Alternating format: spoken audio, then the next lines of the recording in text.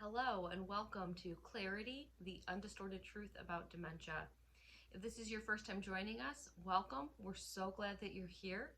We exist to inform and empower caregivers, and so hopefully the topic for today is something that's going to be helpful to you and something that you'll be able to apply to your situation in caregiving for a loved one who has dementia.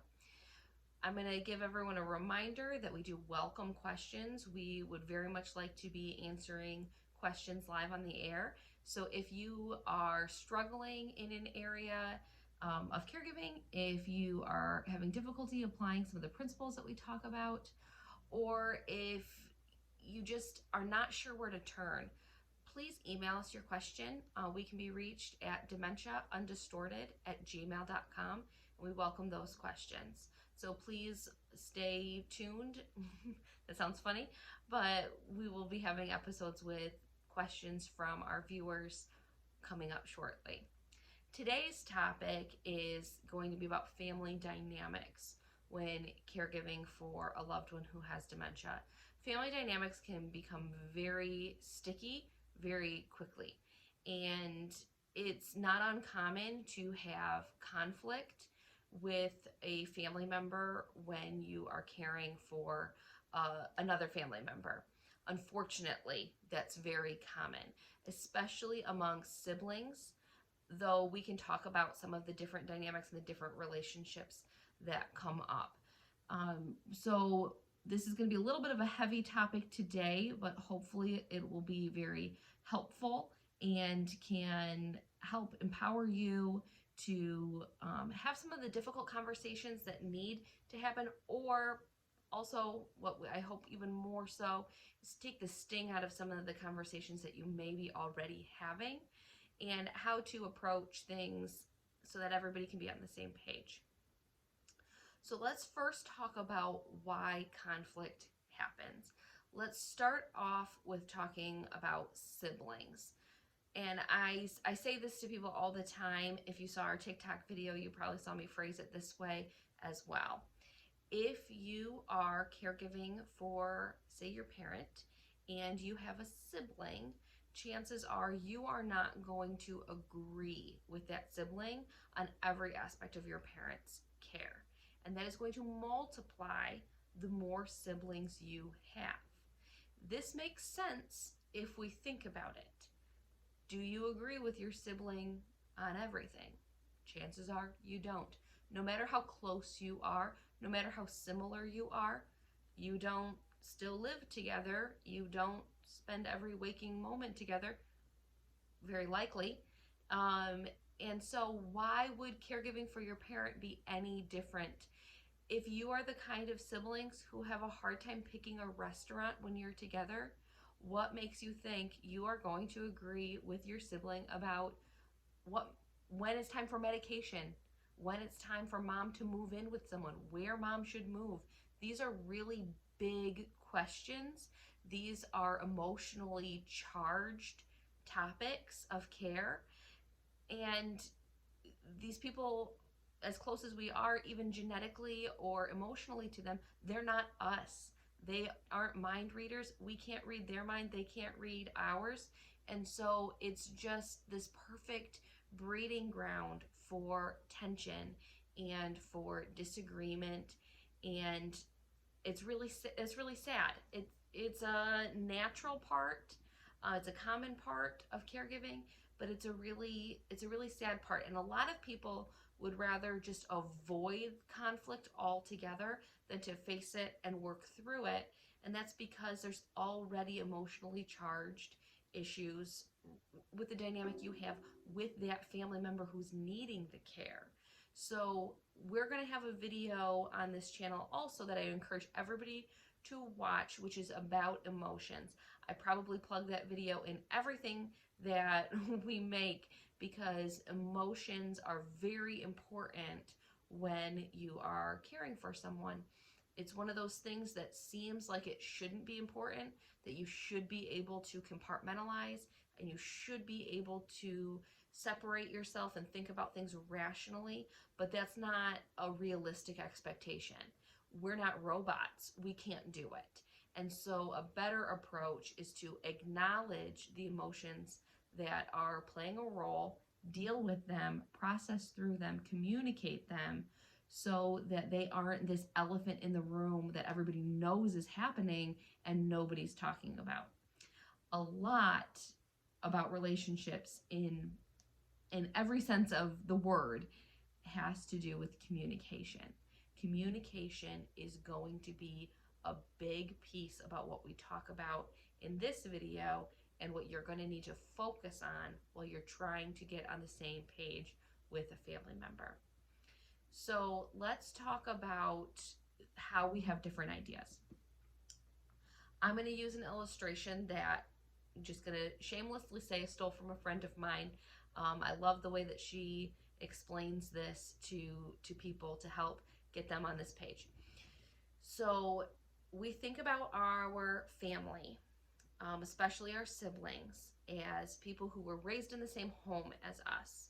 We have all the same foundation, so we should have the same ideas about how to move forward. We should have the same values. We should have the same priorities. That's how we think about it, even though that's not really the case. So an illustration that we can kind of draw from and that we'll refer back to is the buffet model. So if you go to a buffet with anybody, whether they're your family or not, but if you go to a buffet with people, you have all of the same options in front of you. Do you all come back with the same plate? No. You pick and choose what you want, how much of that you want, and everybody comes back with something a little bit different. Families are that way. There's a lot that we could dive into sociologically about where children fall in order, whether or not you moved away or stayed home, at pivotal points in your life. There's a lot of things that we could dive into. We're not going to go that deep. We're just going to talk about people are different. People are different, and people have different priorities, and how we can communicate those things. So you do know your siblings. You know whether or not they had these experiences.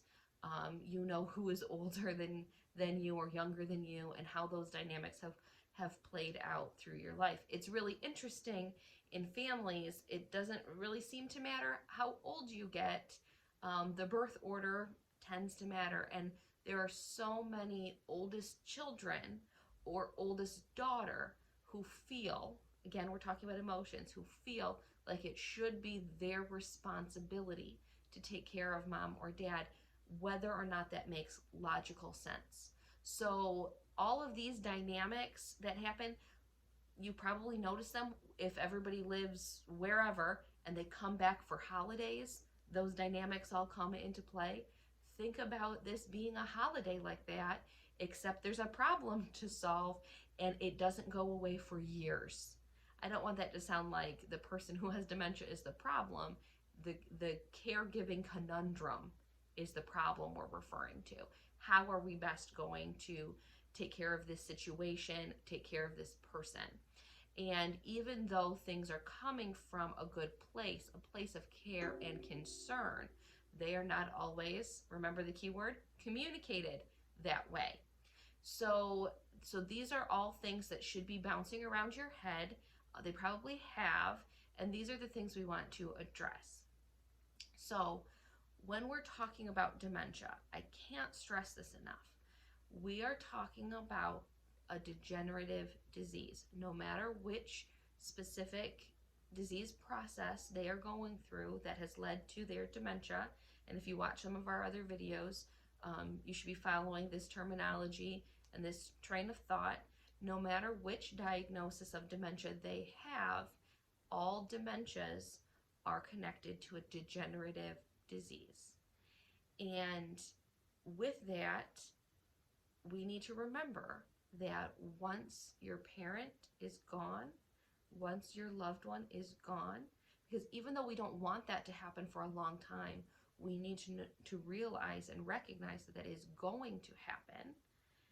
Once they are gone, those family members are still going to be your family. And the decisions that are made right now and the way that we communicate and make people feel are going to be huge factors in what your relationship with your family looks like after this scenario has reached its natural end. That's not to say that anybody looks forward to someone passing away. I don't want it to be interpreted that way. I do want you to pay attention to the temporary nature of the struggle that you're in right now. I know that it doesn't feel temporary. Nobody has an expiration date stamped on them, and we don't want to look for that either. But this is a temporary situation, whether we're talking months, whether we're talking days, or whether we're talking years. It is temporary. So the best way to cope with this, in my opinion, is to make sure you're not boxing people out and that you are giving everyone the role that they want to have and that they are best suited to have. So remember this plate, this from the buffet? Let's talk about that. Sometimes you have a sibling who is a nurse. Sometimes that nurse wants to be the caregiver, the physical caregiver, or make medical decisions. Sometimes they don't. And that's okay. Both of those are perfectly valid. So rather than assuming what that nurse's role should be, we should talk about it. We should ask, what is it that you are willing to bring to the table? And the reason that you see this, because some people think it's very natural, especially for people in a medical field, to say, oh yeah, they know what they're talking about. They're more knowledgeable than me. They'll do it. There's people who deal with this every single day, 12 hours a day, 6 days a week, especially during COVID. There are nurses who do this all day long, every day. And when it's their mom, they know they can't be objective. When it's someone they love, they can't turn those switches on and off like you can professionally. And so sometimes that person is a really good judge of their abilities, and sometimes they need a loving reminder that they might be taking on too much for them. We'll talk about that conversation in a minute. Sometimes we have a lawyer or a financial advisor or different skill sets, or people who say, I didn't go to college, I don't know anything, which that's not true. A lot of caregiving is natural human instinct, and if you feel love, you can be an effective caregiver and advocate for your loved one. You might not know everything, have everything at your fingertips and know exactly the decision to make in the heat of the moment, but as long as you can get there, that's the important part. So the reason I bring up these different backgrounds, whether it's professional or educational, is to say that people have different skill sets. They have different things that they're comfortable with, and sometimes the things they're comfortable with match their skill sets, and sometimes they don't. So rather than assuming a role, you need to have a family meeting, and everybody needs to be able to talk about how calling a family meeting doesn't need to be big and dramatic. It doesn't need to be something that is given a negative attitude attached to it. I know some families are like, why can't we just talk? Why do we have to have this big meeting? So if this were me and I were talking to my siblings, I would say, hey, can we just all get together and hammer this out so that everybody can hear each other say what they're comfortable with and that we can all be on the same page? It would be very helpful to me if we did it that way. And we're going to talk about feeling statements and I statements here in just a minute. But that's the way that I would do it, to get this meeting together and talk about it, and just go around the circle. I say a circle because I have a big family, but no matter if it's just two of you, if it's maybe it's cousins who are caring for an aunt or uncle that didn't have children, whatever your relationship is, whatever your dynamic is. And this is where I'm going to expand, because I've been talking about siblings this entire time. Sometimes you have a sibling or a close friend or neighbor of the person you're caring for, and then you have other children, or sometimes you have stepchildren involved, or any kind of relationship. Um, this is the kind of meeting that anybody who is playing a role in caregiving, anyone who has a voice, anyone who has something to contribute, should be invited and should be part of that conversation. I think it's extremely helpful, especially if, say, a facility is involved. So if it's it's a fact, it's a reality that not everyone is able to care for their loved one at home. A lot of people set out with that being their goal, is to stay home forever. And that's a good goal. That's an appropriate goal for a lot of families. It's not always realistic, and it's not always what somebody wants. I know plenty of families who have said, whatever you do, don't put me in a nursing home. You hear that. And then I know plenty of other families who say, I don't want to be a burden to my kids, pay someone to do it. Neither one of those is right or wrong. It's a personal preference. So this meeting is the time to talk about those preferences as well. But if a facility is involved, if this person is in need of a facility or is already residing in a facility, it is very helpful to discuss and nominate, or however you need to do it, but have one point of contact for that facility. I say that from lots of different roles involved, either in working for facilities or working with families who are trying to navigate this. It becomes very easy for there to be miscommunication and a misdirection in the trajectory of care if there are too many cooks in the kitchen.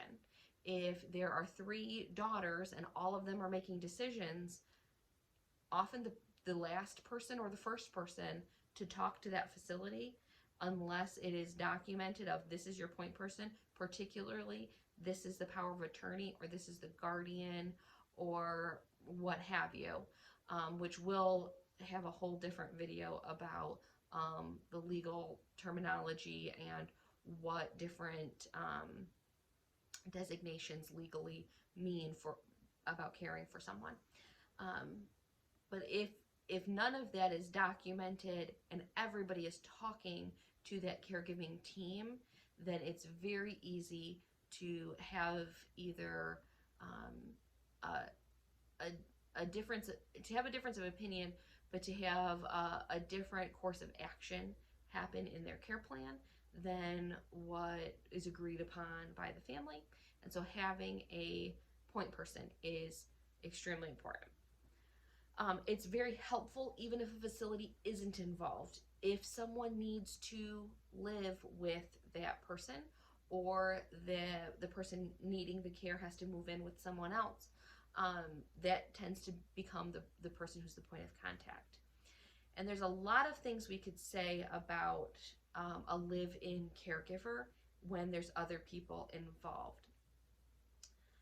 We're straying a little bit from this actual conversation, but we are going to bring it back, I promise. So when someone is living with a person they are caring for, it's easy to forget that becomes a 24/7 job, especially if their disease process is advanced enough that they are not safe to be home alone. Some people, for lack of better phrasing, jump the gun and think, oh my goodness, mom got this diagnosis. What are we going to do? She just needs to move in with me. And that's not always appropriate at that moment. Of course, you need to balance the risk and the I don't know if I want to say reward, but the risks associated with living alone, with the benefits of maintaining independence. So there likely will come a time where they are not safe to live alone. That absolutely will come. It's just going to be a question of at what point in their disease process. Because again, we're talking about a degenerative disease. For some people, you think like, man, mom's not really all that safe, and the diagnosis hasn't even come yet. And for other people, it could be years after their diagnosis where you're like, maybe we should talk about a different course of action on how to tackle this. Now, you have to pardon this comparison because we're going back to the live-in caregivers.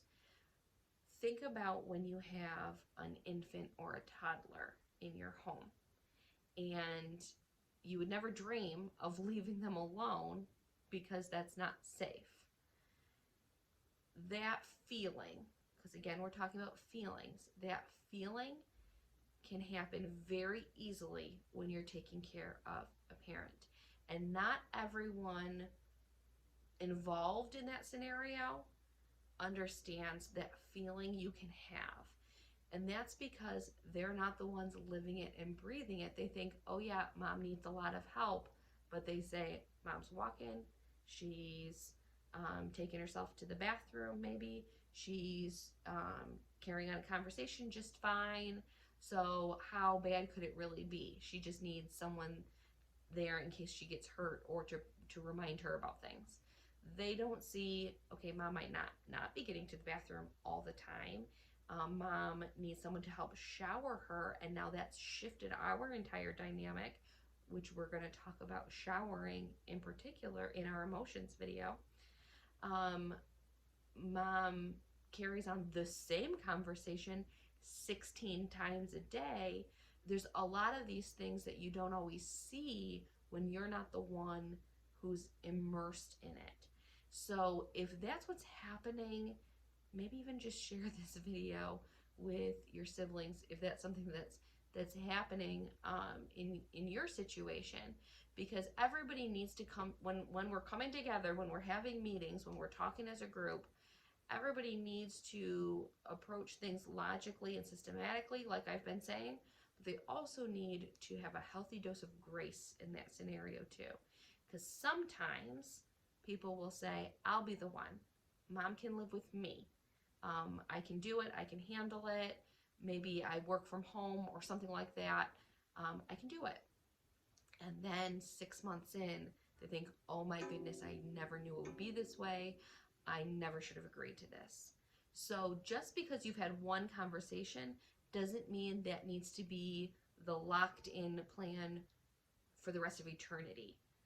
If you need to revisit that conversation, don't be afraid to revisit it. So let's talk about boundaries and let's talk about feeling statements. So these are some things that are really important in this conversation. So when you are bringing everybody together and you're talking about what you are willing to fill your plate with, then you need to be able to communicate your boundaries. So you need to be able to say something like, I'm really not comfortable with mom moving into my house. So if that's where we're going, I would be happy to interview the caregivers. I'd be happy to contribute financially. I would be happy to help with Medicaid paperwork, whatever. There are lots of different areas associated with supporting the care without being the one to physically care for that person. Similarly, other people might say something like, caregiving is very expensive to hire someone or to put mom in an assisted living. I'm just not in that kind of place. Can we talk about alternatives like having her live with one of us? I'd be happy to go to her house daily if that means not having to bring that in. I'm going to say this in a way that I don't want to cast any kind of aspersions on people. because money doesn't grow on trees. We all know that. But money can't be your primary driver for decisions. Of course, it's relevant. Of course, you need to have money conversations with the family, with the with coming up with a plan. You should decide who should be involved in those financial conversations because you don't want everybody knowing everybody's business. Um, but there are programs out there to help people who are financially challenged. There are day programs, there are Medicaid waiver programs, there are different charities and different groups of volunteers and whatnot to help support you, depending, of course, on the area where you live in, and what kind of resources are available in your community. But the reason I say that money can't be the primary driver is because just like we talk about in our healthcare system right now, think about how much we talk about how broken our healthcare system is because people can't afford care. It's not. This isn't an apples to apples comparison, but think about the nature of that conversation. And then we're about to have the nature of that conversation all over again, but specific to your loved one. If all of your decisions are made based on money and not based on need, not based on wishes, not based on the logical progression of what situation is in front of you, you're going to end up making some really poor decisions. And once that person is gone, you're going to say, man, I wish I would have figured this out, or this didn't happen the way that I wanted it to. So again, just like I said, these people are still going to be your family when everything is done. You are going to be the one who has to lay your head down at night. And I don't mean to say that accusatorily. I think that's a word. I mean to say that is everything in life is a balance. You need to be able to balance what care was given to your loved one at your decision, as a result of your decisions, at your request, and you need to be the one to have peace about that. So if you're able to say, I gave them the best care that I could with what I had in front of me, then that's great. You don't need to be paying buku bucks to have someone hold their hand all night long while they sleep. I mean, sometimes that's necessary, but a lot of times it's not. So why put yourself through additional strain that's unnecessary? Just like, making sure that you don't cheap out on things too and make everything based on saving money. So like I said, this is all a balance. You need to find a good balance. So we're going to get off of that tangent and go back to communicating with your family. So when you've had this conversation about limits and priorities and what people are willing to bring to the table, and you talk about boundaries where you say, this is my limit, this is what I'm willing to do, and you hold it. And when other people say, this is my limit, and then you see them stretching it, or you see them not getting there, hold them to that as well. Until they say something to the effect of, we need to reevaluate this. Everyone needs to be on board with reevaluations because situations change. So if someone is not saying those phrases, we need to reevaluate this, we need to reconvene and figure this out because this isn't working out the way that I thought that it would. You need to be able to say that openly. You need to, if you're saying it or listening to it, everyone needs to be willing to say those things, willing to listen to those things, and willing to renegotiate and refigure this out. Everybody at the end of the day is really just looking out for what is in that person's best interest. But everybody has different life. Everybody has different demands. Sometimes people have children in school Sometimes people don't. Sometimes people have a very demanding work schedule, and sometimes people don't. Everybody has different obligations, and so that is going to affect what they're willing to put on their plate um, for this scenario. Now, when you are talking about those boundaries, when you're talking about what you're willing to do, when you're talking about what you want to avoid, all of those things, I very much encourage people to use feeling statements. Some people call these I statements. I'm going to walk you through what that looks like. So, this is a way to be assertive without being aggressive, or without being passive aggressive. Being passive aggressive is not really a great way to communicate with people. Often people don't get what they want on either side of that equation. Being aggressive also doesn't really tend to get people where they need to be. Maybe one person gets their way, but everybody else feels alienated. So what we want to be is assertive. We want to be able to voice what is true and what is how it is that we are feeling, without trampling on what everybody else is thinking and feeling. So a way to do this is to voice how you feel without injecting anybody else into that statement. So if we have a scenario where I am willing to offer support for tasks that come up through the day, but not wanting my mother to live with me, not wanting to take away from time spent with my children, say when they come home from school, that kind of scenario. Like, I'm willing to help, I just can't help all the time. I can't rearrange my entire life scenario. This is the way I would approach it. I would say, I know that mom needs help, and I feel like I am able to offer help, but I can't do that at the expense of time with my children. So what I am able to do is help with grocery shopping. I can help with doctor's appointments. I can help with X, Y, and Z. But at 3 o'clock, I need to pick up my children from school, and I need to have the evenings with my kids. Otherwise, I am going to feel guilty that I am prioritizing my mother over my children.